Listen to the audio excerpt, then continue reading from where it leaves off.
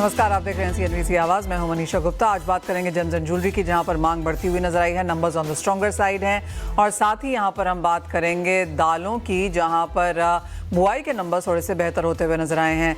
सारी की इन सब चीज़ों पर बात करने के लिए हमारे साथ GJPC के एग्जीक्यूटिव डायरेक्टर सब्यसाची रे हैं। दाल और वाटरमेलन सीड्स पर चर्चा करने के लिए agri farmer and trade association के जनरल सेक्रेटरी सुनील बलदेवा हैं, और कमाई की रणनीति के लिए SMC ग्लोबल से वंदना भारती। सबसे पहले यहाँ पर सोने चांदी के प्राइसेस की बात कर लेते हैं। वंदना, कैसे देखती हैं आप ओवरऑल मार्केट्स को? सारे के सारे US के इकोनॉमिक डेटा, चाहे वो जॉब्स नंबर्स थे, कंज्यूमर कॉन्फिडेंस नंबर्स हैं, इन्फ्लेशन डेटा है, सब थोड़ा सा ऑन द वीकर साइड आया है, जिसका फायदा हमने गोल्ड एंड सिल्वर दोनों में बनता हुआ देखा। पे आपको डेटा का भी फायदा मिल रहा है। लोअर लेवल बाइंग भी आई थी, ऑप्शंस में भी यहाँ पे $4,800 के करीब यहाँ पे स्ट्राइक से काफी सारी पोजीशंस बन रही है। और एक चीज और मैंने देखा है, मैं COT रिपोर्ट देख रही थी, वहां पे मैंने देखा कि काफी सारे नेट लॉन्ग्स जो है वो बने हुए, चाहे वो एग्री कमोडिटीज हो, चाहे आपको वो बुलियन काउंटर हो, मतलब प्रेशियस मेटल का हो। तो मेरे ख्याल से ये जो भी अभी रैली आ रही है, ये डेटा सपोर्टेड है, प्लस ये हायर वॉल्यूम सपोर्टेड मतलब रैली आ रही है। तो मुझे लग रहा है कि इस पे करेक्शन पे जो बाइंग की गुंजाइश है वो बहुत ज्यादा रहती है। और अभी मुझे लग रहा है कि इस हफ्ते भी प्राइसेस ऑन हायर साइड है, यहाँ पे रहने की एक्सपेक्टेशन है। हर लोअर लेवल पे एक जो शॉर्ट कवरिंग है वो नजर आता है। तो अभी फिलहाल 4450 मुझे स्पॉट लग रहा है। फ्यूचर्स की बात की जाए तो मुझे लग रहा है कि 4600 तक प्राइसेस जो है वो एक बार ही आता हुआ वीक में दिखा सकता है। लेकिन फिलहाल के लिए मुझे लग रहा है कि अगर आज से कल तक की रणनीति ले तो 4510 तक का जो रेट्स है वो आता हुआ दिखाई दे सकता है। हमारी मार्केट में अगर इसे हम देखें तो मुझे लग रहा है कि 1,56,000 हमारा पहला वो रहना चाहिए, जिसके करीब हम आए भी थे। वहां से एक करेक्शन आ रही है, लेकिन फिर से वो 1,56,000 और 1,58,000 दो रेंज मुझे लग रहा है कि इस हफ्ते आता हुआ गोल्ड में दिखाई दे सकता है। Point taken. तो वो ऑफ कोर्स प्राइस व्यूज हैं यहाँ पर गोल्ड एंड सिल्वर दोनों में ही यहाँ पर, लेकिन एक सेंस यहाँ पर एक्सपोर्ट्स की भी बात कर लेते हैं। जहाँ तक जेम एंड ज्वेलरी एक्सपोर्ट की बात है, जुलाई के महीने में हमने पॉजिटिव नंबर्स आते हुए देखे हैं। वेलाक्री, अगर आप अप्रैल, मई, जून, जुलाई इस न्यू फाइनेंशियल ईयर के फर्स्ट 4 महीने भी देखें तो यहाँ पर बढ़त दर्ज की गई है। हमारे साथ सब्यसाची रे जुड़ चुके हैं। मिस्टर रे, बहुत शुक्रिया साथ जुड़ने के लिए। क्लियरली एक्सपोर्ट्स बढ़ते हुए नजर आए हैं, इम्पोर्ट्स में एक गिरावट जरूर बनती हुई दिखी है। कैसे देखते हैं आप दोनों ही नंबर्स को? Manisha, I think you are also following this numbers. ये जो नंबर आप देख रहे हैं, इसमें एकदम 100% ट्रू है कि अप्रैल से हम लोग देखा कि अपटिक जो देखने को मिला है कि सेक्टर फिर रिवर्स जा रहे हैं और ग्रोथ के रास्ता पे जा रही है। तो उसमें जो दिखाई दे रही है कि सबसे बड़ा जो चेंज आ रही है इस सेक्टर में, इज दैट जो लूज स्टोन्स है, जैसे हम लोग पहले डायमंड का एक्सपोर्ट करते थे, डायमंड एक वक्त पर 65% टोटल जो इंडिया से जेम एंड ज्वेलरी एक्सपोर्ट होता था, 65% उनका डायमंड्स होता था। आज टुडे ज्वेलरी उसको क्रॉस कर गया है। तो ये जो शिफ्ट है from diamond to studded jewellery, ये बहुत बरकरार है और एकदम तेजी से जा रहा है और एकदम राइट दिशा से जा रही है। आप देखेंगे कि ये जुलाई महीने में डायमंड ज्वेलरी में लास्ट ईयर से 21% ग्रोथ आए हैं। और आप अप्रैल, मई, जून, जुलाई ये 4 महीने पे देखेंगे तो उसमें करीब 19% ग्रोथ पूरा डायमंड और लैब ग्रोन डायमंड ज्वेलरी में आए हैं। और 47% ग्रोथ खाली लैब ग्रोन डायमंड ज्वेलरी में दिखा रहा है ये 4 महीने में। तो ये एक बहुत अच्छा एक दिशा से हमारा जो सेक्टर जा रही है कि वैल्यू एडिशन जो है, पहले हम लोग खाली लूज डायमंड्स एक्सपोर्ट करते थे, अभी वैल्यू एडेड ज्वेलरी में कर रहे हैं। सेम ग्रोथ आ रहा है जयपुर से, जिधर पर स्टडीड कलर जेमस्टोन ज्वेलरी में जो ग्रोथ आ रहा है वो उधर पर आ रही है। तो ये जो ज्वेलरी में अभी ज्वेलरी का जो आंकड़ा है वो डायमंड को क्रॉस कर रही है। टोटल जो पोर्टफोलियो जेमस्टोन ज्वेलरी में, वो अभी ज्वेलरी 42% हो गया है और उधर पर 39% डायमंड पहुंच गया है। तो ये एक रास्ता जो है एक राइट दिशा से, जो gem and jewellery export promotion council भी बोल रही है और हमारा ट्रेड के साथ लगातार हम लोग जारी है। जो शिफ्ट ये जो आ रहा है स्टडीड ज्वेलरी में, बहुत अच्छा एक शिफ्ट दिख रहा है। ऑलराइट, यानी कि ज्वेलरी वैल्यू एडिशन यहाँ पर बेहतर करती हुई नजर आई है, और रॉ पॉलिश डायमंड्स में यहाँ पर हमने एक ऑफकोर्स स्लो डाउन या स्टैग्नेंसी आते हुए देखी है। मिस्टर रे, ऑल्सो जिस तरह से अब हम यहाँ पर फेस्टिवल्स की तरफ जाते हुए नजर आ रहे हैं, इंडियन मार्केट्स में इस मंथ एंड से शुरू हो जाएगा, धीरे धीरे हम देखेंगे जो बाकी की कंट्रीज हैं वहाँ पर भी फेस्टिवल्स हैं, ईयर एंड की डिमांड निकलती हुई नजर आएगी। किस तरह से आने वाले 4 महीने अब आप यहाँ पर बनता हुआ देखेंगे? देखिए, अभी आप भी IIJS पे हमारा जो इंटरनेशनल प्रदर्शनी है, इंडिया इंटरनेशनल ज्वेलरी शो, उसमें हम लोग को बहुत स्ट्रॉन्ग डिमांड दिखा है। जो रिटेलर से जो मैन्युफैक्चरर के पास जो डिमांड है बहुत स्ट्रॉन्ग डिमांड देखा है for all types of jewellery. तो आपका जो प्लेन गोल्ड बोलिए, स्टडेड बोलिए, हर जगह पर ये जितना स्ट्रॉन्ग डिमांड दिख रहा है बिकॉज उनका भी कस्टमर से बहुत स्ट्रॉन्ग डिमांड दिख रहे हैं। तो ये जो अभी जो गोल्ड, ठीक है गोल्ड थोड़ा बढ़ रहा है और गोल्ड जब बढ़ते हैं तो कंज्यूमर का डिमांड बढ़ता है। हमारा बात देखा है कि सब लोग सोचते हैं कि गोल्ड अभी बढ़ने वाला है, जैसे अभी सुन रहा था। तो बेस्ड ऑन दैट कंज्यूमर अभी बाइंग करना चाहते हैं सो दैट बढ़ती हुई मार्केट में गोल्ड का डिमांड बढ़ता है, वो भी एक देखा है। तो आपका जो क्वेश्चन है, हमारा ये फेस्टिव सीजन जो है ये बहुत अच्छा जाने का उम्मीद ऑलरेडी हम लोग देख चुका है और बहुत स्ट्रॉन्ग डिमांड इंडिया मार्केट में दिख रहा है। और ये पार्ट ऑफ द मार्केट में बहुत स्ट्रॉन्ग, जैसे आप मिडिल ईस्ट में भी देखेंगे तो गोल्ड ज्वेलरी और ज्वेलरी का जो एक्सपोर्ट्स है वो बहुत अच्छा दिशा से जा रहा है। मिस्टर रे, अगर हम IIGs की बात करें और जैसे आपने यहाँ पर मेंशन किया, ओवरऑल क्या फाइनल नंबर्स यहाँ पर शेयर किए जा सकते हैं कि किस तरह का परहैप्स बिजनेस हुआ, कितने लोग यहाँ पर थे और क्या फाइनल ट्रेंड्स वहां से निकल कर आए? देखिए इधर पर हम लोग जो देख रहे हैं कि 1700 करोड़ का बिजनेस हम लोग बोल रहे हैं कि वो आंकड़ा के हिसाब से बोल रहे हैं कि जो हमारा उधर ऑर्डर लाया है। बट IIGs में सबसे बड़ा क्या है कि ऑर्डर खाली उधर पर जितना मिलता है वो नहीं, क्योंकि बहुत सारा आप जानते हैं कि सैंपल लाइन बोलते हैं कि पहले सैंपल लेके देखता है कि अच्छा उसका मार्केट है तो उसका ही 20 गुना, और जैसे एक सैंपल लिया वो अच्छा चलता है तो 20 सेट 30 सेट ऐसा करके ऑर्डर आता है। तो ये जो फर्स्ट जो आंकड़ा है वो 1700 करोड़ का आंकड़ा आया है, हमारा हिसाब से वो बढ़ते जाएंगे, ये हमारा जो दिख रहा है। तो बेस्ड ऑन दैट हमारा जो फेस्टिव सीजन है, ये पहला जो आपका दिशा जो दिख रहा है, जो पिक्चर जो दिख रहा है वो बहुत अच्छा जगह पर जाने का दिशा हम लोग देख रहे हैं। मिस्टर रे, अगर आगे जाते हुए यहाँ पर डिमांड की बात की जाए, जैसे एक्सपोर्ट्स में तो आपने कहा वैल्यू एडिशन यहाँ पर काफ़ी बेहतरीन कर रही है। जहाँ तक इंडियन मार्केट की बात है, डोमेस्टिक मार्केट्स की बात है, सभी जगह एक ही चीज़ सुनने को मिल रही है कि लोअर कैरेटेज, लोअर वेट्स की तरफ शायद हम यहाँ पर जाता हुआ नजर आएंगे। ज़्यादातर ज्वेलर्स ये भी कह रहे हैं कि वो फुल स्पेक्ट्रम 9 कैरेट से लेकर 22 कैरेट्स, कुछ 24 कैरेट की तरफ भी यहाँ पर जा रहे हैं इन सेंस ऑफ गोल्ड। तो काफ़ी बड़ा स्पेक्ट्रम यहाँ पर होता जा रहा है। जैसे आपने भी कहा कि डायमंड्स भी है, कलर्ड स्टोन्स भी है। हम कहेंगे कि ये पूरा दायरा बड़ा होता जा रहा है ज्वेलरी एज एन इंडस्ट्री के लिए। देखिए इंडियन मार्केट मैच्योर कर रहा है, ये हमारा ये मानना है। मैच्योरिटी किधर आ रहा है, क्योंकि अभी जो देश का जो खुशहाली आ रहा है उसके साथ लोगों का जो एक्सपेरिमेंटेशन है, पहले क्या है कि रोजमर्रा में शादी के लिए ज्वेलरी खरीदना एकदम आवश्यक था और रोजमर्रा का ज्वेलरी खरीदने का आवश्यक था। अभी जो कस्टमर है एक्सपेरिमेंटेशन ज्यादा जा रहे हैं, उसके लिए आप देखेंगे कलर जेमस्टोन ज्वेलरी जो कभी भी हम लोग सुना नहीं कि इंडिया में उतना डिमांड था, उसका भी डिमांड बहुत अच्छे से बढ़ रही है। और ये जो 24 कैरेट ये नया टाइप ऑफ ज्वेलरी निकला है, 24 कैरेट हम लोग जानते थे बहुत सॉफ्ट टाइप ऑफ ज्वेलरी होता है, लेकिन वो भी हम देखा है कि बहुत स्ट्रॉन्ग मेटल से बन रहा है। वो बहुत आश्चर्यजनक है कि टेक्नोलॉजी किधर पर लेके गए। Let's say half a gram of 24 carat की ज्वेलरी देखने को मिला है, रिंग को एकदम स्ट्रॉन्ग रिंग है। और डायमंड ज्वेलरी का तो जो आप सब लोग जानते हैं कि आंकड़ा में क्या है, डायमंड ज्वेलरी अभी दुनिया का अमेरिका के बाद हमारा कंट्री सबसे ज्यादा इधर पर डिमांड बढ़ गया है। तो ये सब वो दिशा पे, जैसे आप 9 कैरेट एक्सेट्रा बोल रहे हैं, क्योंकि last year to this year ये जो है गोल्ड का प्राइस एकदम डबल है। आप ये टाइम में हम लोग लास्ट ईयर जो देखिए और अभी का प्राइस देखिए तो एकदम डबल हो गया। तो इन दैट और 50% ऐसा कुछ आप लोग देखा है कि बड़ा है। तो ये जो एक्स्ट्रा गोल्ड का प्राइस है उसी के लिए लोअर कैरेट के ऊपर लोग का ज्यादा जाने का ये उम्मीद देख रहे हैं। बट ओवरऑल सबसे बड़ा जो चीज है कि लोग डिफरेंट टाइप ऑफ ज्वेलरी मांग रहे हैं, क्योंकि एक्सपेरिमेंटेशन की तरफ और मार्केट मैच्योरिटी की तरफ बढ़ रहा है।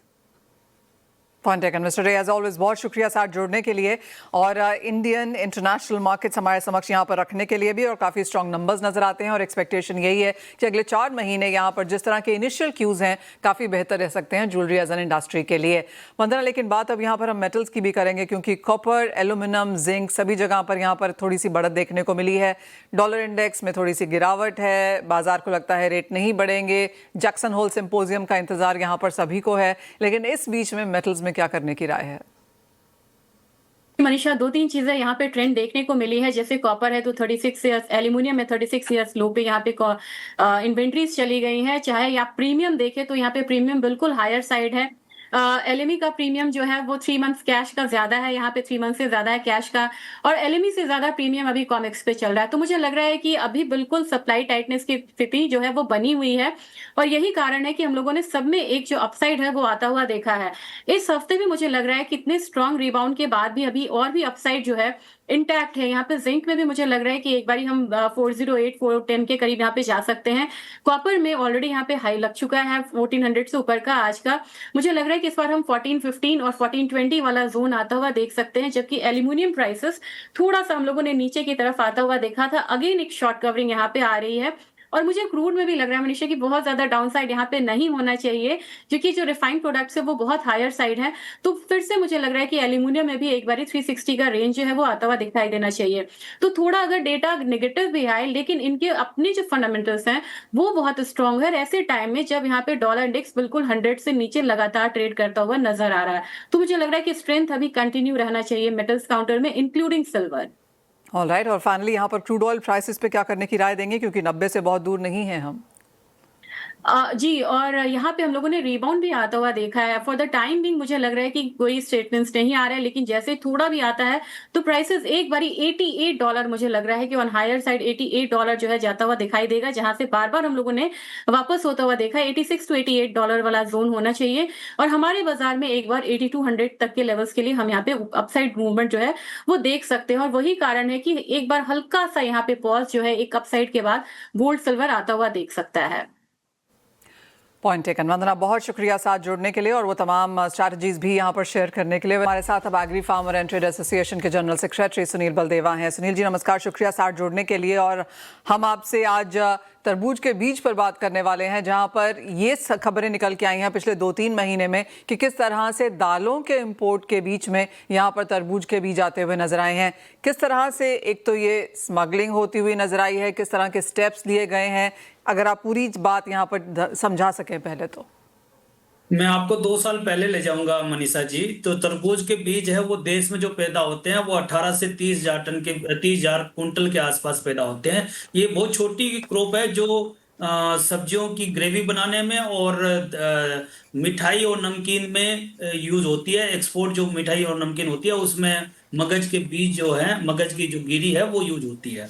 लेकिन 2022-23 की मैं बात करूं तो 65,000 टन इसका इंपोर्ट हुआ था। 2023-24 की बात करूं तो 35,000 टन का कोटा डीजीएफटी ने घोषित किया था, तो 35,000 टन इंपोर्ट हुआ था। 2024 में वापस गवर्नमेंट ने कोटा किया था 13 फरवरी को, लेकिन चूंकि उस पर स्टे आ गया इसलिए 5 अप्रैल को गवर्नमेंट ने उसको पूरा ओजीएल कर दिया एक लिमिटेड पीरियड के लिए। लेकिन उसमें चूंकि माल की कमी हो गई थी, जैसा मैंने बोला कि 18 से 30,000 टन यहाँ होता है और 40 से 50,000 टन हमें इंपोर्ट की जरूरत होती है, तो माल की कमी हो गई थी तो लोगों ने बहुत ज्यादा इंपोर्ट कर लिया। 80-85,000 टन इंपोर्ट हो गया था, 89,000 के आसपास इंपोर्ट हुआ था। तब अगले साल जब फुलने के आया तो हमने भी जाके वहां पे सरकार को बताया कि अभी स्थिति चूंकि बहुत माल है, काफी जो है भाव गिरे हुए हैं, तो किसान यहाँ का पैदा नहीं करेगा, इसलिए इस साल जरूरत नहीं है, अगले साल इसके लिए खोलने के लिए विचार कर दें। तो उस समय जो डीजीएफटी थे उन्होंने उद्योग को और व्यापारियों को और किसानों को दोनों को बुला के स्थिति को समझा और वापिस जो है एग्रीकल्चर मिनिस्ट्री में उन्होंने रिक्वेस्ट किया कि इसको शायद 1 साल के लिए नहीं खोलना चाहिए। लेकिन चूंकि फरवरी 2025 के बाद इसमें भाव बढ़ने लगे थे, माल मिला नहीं था, उद्योग बंद होने की कगार पे थे, तब कई बीकानेर दाल नमकीन उद्योग ने, बीकानेर उद्योग एसोसिएशन ने, काफी एसोसिएशन ने सरकार को लिखना चालू किया कि हमारे यहाँ तरबूज के बीज की कमी हो गई है, इसको आप खोलें। लेकिन चूंकि सरकार में इस पे कोई निर्णय नहीं हो पाया तो भाव में बहुत ज्यादा डिफरेंस हो गया। सूडान में जो भाव थे वो बहुत ज्यादा नीचे हो गए थे, $1,000 से भी नीचे हो गए थे। यहाँ पे जो भाव थे वो $250 के आसपास थे। तो जो अवांछित लोग थे, जिनको हम तस्कर भी कह सकते हैं, उन्होंने नेपाल के रास्ते इस माल को लाने की कोशिश करी, मिस डिक्लेरेशन के रास्ते इसको लाने की कोशिश करी। जैसा आपने बोला डीआरआई ने खेप जो दालों को डिक्लेयर करके उसके अंदर तरबूज के बीज को लाने की कोशिश करी थी। हमारा कंसर्न एक ही था कि इसमें दाल के हर कंटेनर को उसकी वाच हो गई थी, तो दाल के कंटेनर लाने में भी दिक्कत हो गई थी, क्योंकि जो भी दाल के कंटेनर आते थे उसमें तरबूज बीज तो नहीं है ना, इसमें एजेंसियां बहुत ज्यादा वाच करने लगी थी। ओके। दूसरा एक सबसे कारण था कि जो नेपाल 600 टन केवल तरबूज के बीज मंगाता था, इस बार उन्होंने 23,000 टन का इंपोर्ट किया है। और वहां के अखबार में वहां की भी एजेंसियों ने ये माल पकड़े हैं, ये इलीगल रास्ते से भारत जा रहे थे। और भारत में न केवल डीआरआई ने मिस्ड डिक्लेरेशन में पकड़ा है, बल्कि जोधपुर, ओसिया, मुजफ्फरपुर ऐसी कई कई रिपोर्टें आ रखी है, काफी अखबारों में भी आ रखा है कि वहां पे उन्होंने जहाज एजेंसियों ने काफी तरबूज के बीज जो है वो इलीगल मात्रा में इंपोर्ट होता पकड़ा गया है। इसलिए जी। हमने सरकार को यह निवेदन किया है कि इस स्थिति को रोकने के लिए तथा उद्योगों को देखने के लिए, दाल उद्योग व तरबूज उद्योग दोनों उद्योगों को बचाने के लिए जरूरी है कि इसका जो है इंपोर्ट एक लिमिटेड मात्रा में और लिमिटेड समय के लिए ओजीएल में खोल दिया जाए। दो चीज़ें यहाँ पर, एक तो जैसे आपने कहा कि प्राइसेस में यहाँ पर बहुत ज़्यादा उठापटक देखने को मिली है, तो एज ऑफ नाउ भावों में क्या सेंस है? और जैसे आपने कहा 2-3 मांगे यहाँ पर सरकार से फिलहाल यहाँ पर की गई हैं, कितना समय लग सकता है वो आने में? तब तक आगे जो फेस्टिवल सीजन है वहाँ पर किस तरह की डिमांड बनती हुई नजर आएगी?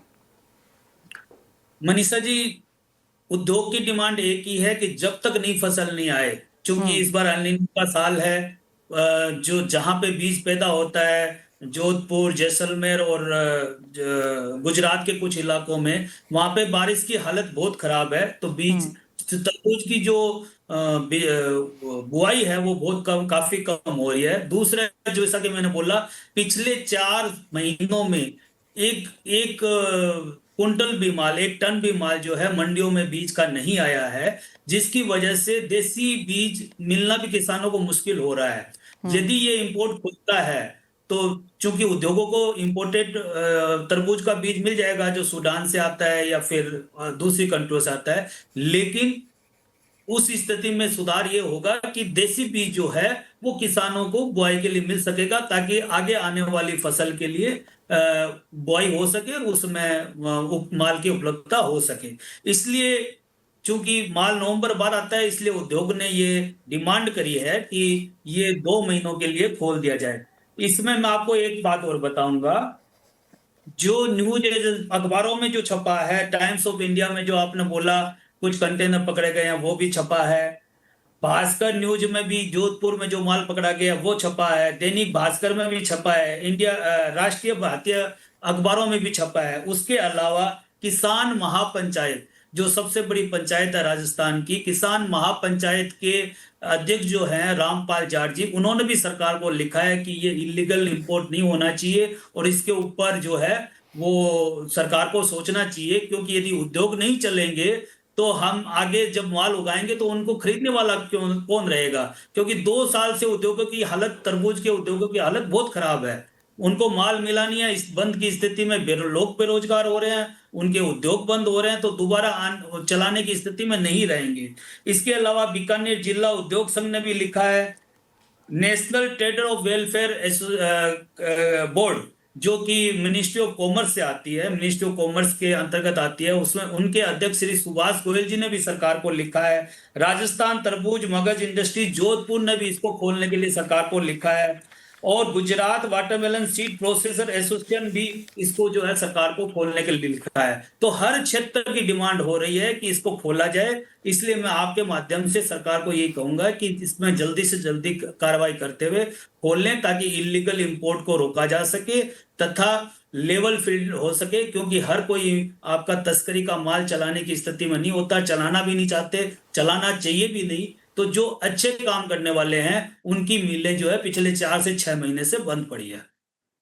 Alright, of course serious concerns यहाँ पर आती हुई दालों के नाम पर यहाँ पर पहले तो बीज लेके आए अंदर और उसके बाद ऑफ कोर्स ये पकड़ने लगा है, तो ये एक पिछले 3-4 महीनों से जैसे हमें यहाँ पर बताया जा रहा है कि वाटरमेलन सीड्स आ ही नहीं पा रहे हैं, आगे फेस्टिवल सीजन है, बीज की कमी है, उद्योगों के पास ये यहाँ पर नहीं है। और क्लियरली जिस तरह से सुनील जी ने यहाँ पे पूरी लिस्ट बताई कि काफ़ी सारे लोगों की एज ऑफ नाउ रिप्रेजेंटेशन यहाँ पर सरकार के पास है कि इसको 2 महीने के लिए ही सही, चाहे OGL में, लेकिन खोला जाए ताकि इसका लीगल यहाँ पर एक तो पहले इंपोर्ट हो सके और जिस तरह की ज़रूरत है वो यहाँ पर उसकी पूर्ति भी हो सके। आशा यही है कि ऑफकोर्स सरकार इसे सुनेगी और समय रहते यहाँ पर हम इसके ऊपर एक एक्शन आता हुआ भी देखेंगे।